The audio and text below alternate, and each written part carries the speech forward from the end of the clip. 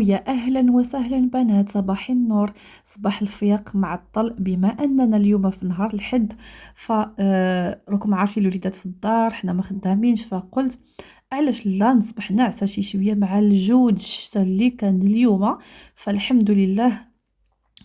ربي يعطيها لنا على قد النفع ان شاء الله يا ربي.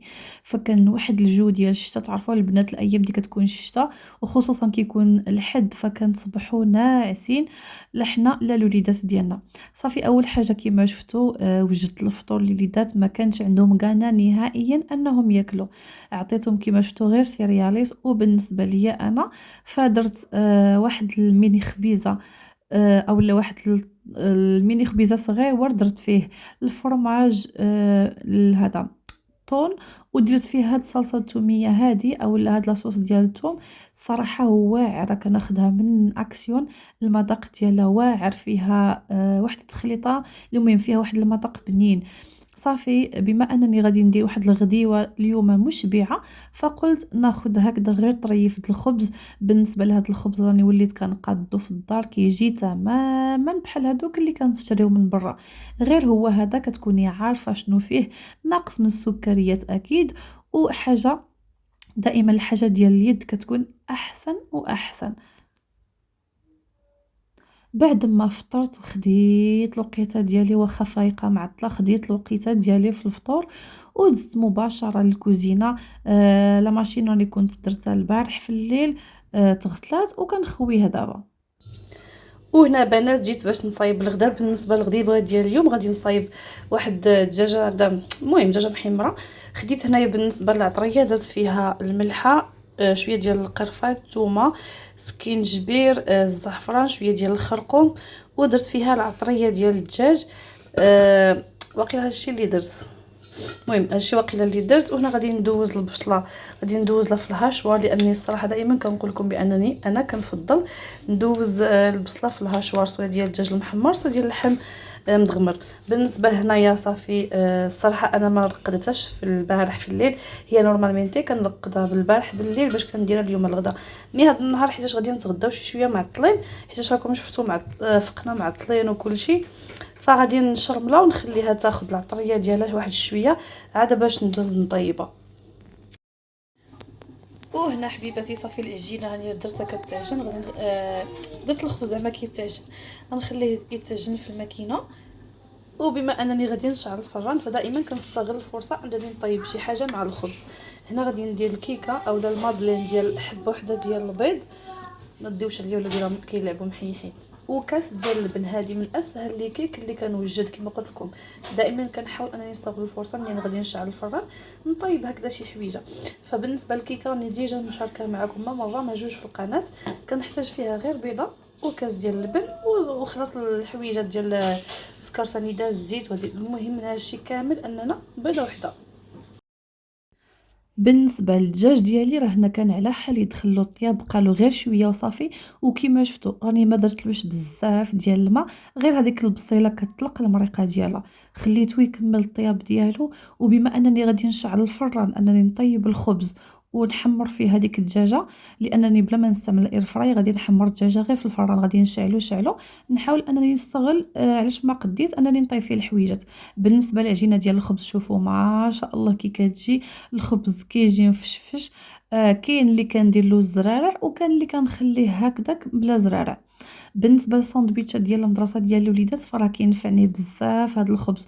وكما قلت لكم كنديروا هكذا غير الخبز ديال الدار، كتكوني عارفه شنو راكي دايره فيه. وكما قلت لكم اقل سكريات من الخبز ديال الزنقه. انا ما نقول لكمش ما كنشريش الخبز ديال الزنقه، بالعكس. قبل ما ندخل لاطا الفران كنرشو بالماء، هاد الرشه الاخريه ديال الماء هي اللي كتساعد ان الخبز كيجي مقرمل من برا ومفشفش ورطب من داخل. شي مره كنرش عليه شويه ديال السميده وشي مره كنخليه هكذاك. بالنسبه للدجاجه ديالي هزيتها درتها في الفران كتحمر. الخبز صافي راه طاب كامل حيدته. كما قلت لكم بنات انا كنستعملو حتى بالنسبه لهذا الوليدات ديالي، الساندويتشات ديال المدرسه كندير لهم حجم صغير بحال هكذا كما شفتوا، وباش كان الوليدات ديالي كيكملوهم وصافي هكذا. كنت ساليت بالطياب ديال الخبز، طيبت الكيكه ديالي. بالنسبه للكيكه راني دزت فيها حبيبات ديال الشكلاط وزدت فيها شويه ديال الكركاع مقطع قطع صغارين، كتجي روعه في المذاق ديالها بنات، كتجي بنينه، كتجي هشيشه. وكما قلت لكم غير ببيضه وحده. دائما كنستغل الفرصه وقتاش ما كان عندي اللبن كنستغل الفرصه انني نوجد هذيك الكيكه. صافي جات الوقيته باش نتغداو. هنا درت شويه ديال الفريت. الدجاجه ديالي كانت صافي تحمرات جبدتها، وغادي ندوزو باش نتغداو. اللهم اديمها نعمه واحفظها من الزوال. واهلا بنات، دابا رجعت معكم بعد ما تغدينا الحمد لله.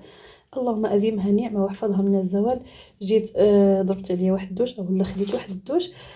فكت راسي مزيان الصراحه، راكم عارفين ملي كنضلو الصباح كامل في الكوزينه. درت هاد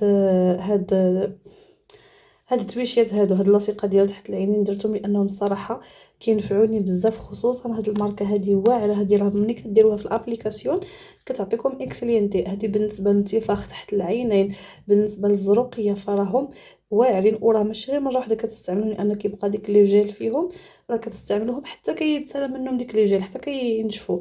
فانا الصراحه كما قلت لكم هادو كينفعوني بزاف بزاف.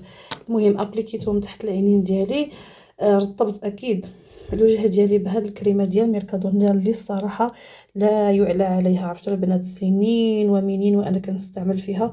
ومني مشيت هاد المره المغرب تسالت لي الكميه اللي انا ديت معايا، وخديت ماركه واحده اخرى ولكن للاسف نشفات لي الوجه ديالي المهم ضيعت لي الوجه ديالي. ومع العلم ان هذيك الصراحه كانت الثمن ديالها شي شويه غالي. المهم علينا طوب ديال الطوب البنات، جربوها. بالنسبه للترطيب ديال الكور ديالي او الجسم ديالي، فانا نورمالمنتي كنستعمل هذيك ديال ميركادونا، ديك الكريمه ديال فيتامين سي. مي هاد المره ما لقيتهاش ميركادونا، ما عرفت حيتاش زوينه بزاف وكتسالى فيه الساعه الناس كياخدوها. فمني ما كتكونش عندي كنرطب الكور ديالي بهاد اولي ديال الويفيرا. الصراحه حتى هي زوينه كترطب مزيان وكتخلي واحد الرويحه زوينه في الكور ديالكم. وضروري من الترطيب ديال اليديدات، انا هذه دائما كنستعملها ديال ميركادونا ديال انتي مانشاس، وفي نفس الوقت فيها حمايه ديال 20% ديال الاشعه ديال الشمس. زوينه بالنسبه للمانشاس اللي كيكون عندنا في الدين ديالنا، هذه راها زوينه بزاف بزاف. وهنا كاخر لمسه او اخر مرحله هي التعطير، وضروري منه. وهنا بنات كمرحله ما قبل الاخيره، هي خاصني ضروري باش ناكل شي حاجه حلوه. خديت واحد الفلان اللي درت، كنت ديجا درت فلان ديال الكراميل، عطيت لوليداتي كلاو. انا بقيت مخليته في برا ديال الثلاجه حتى كياخد ديك الحراره ديال المطبخ وعاد كناكلو، لان الصراحه ما كنقدش عليه بارد بزاف. هو المهم ديال الكراميل كيجي واعر. صافي حبيباتي، هنا غادي يحبس الفيديو ديالي. كنضرب لكم ان شاء الله موعد اخر، فيديو اخر. ما تنساونيش من لي لايك، التعاليق والبارطاج ديال القناه ديالي. خليتكم في امان الله وبسلام عليكم.